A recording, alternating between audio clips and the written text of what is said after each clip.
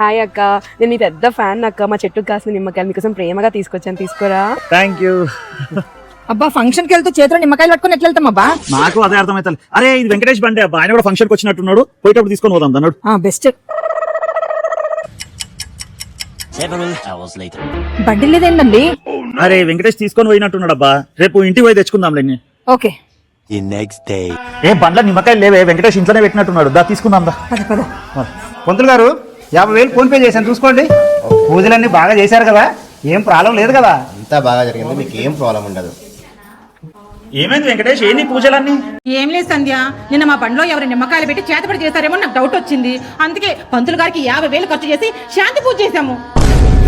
ఇప్పుడు ఏం మాట్లాడకు, ఆ నిమ్మకాయలు ఏదో మనమే పెట్టినామని చెప్పిన తెలిసిందనుకో, ఆ 50,000 మన దగ్గర వసూలు చేస్తారు. పద పోదాం. మంచి పని చేసి మంచిగా చేపించారు పూజ. Bye bye Kalyani.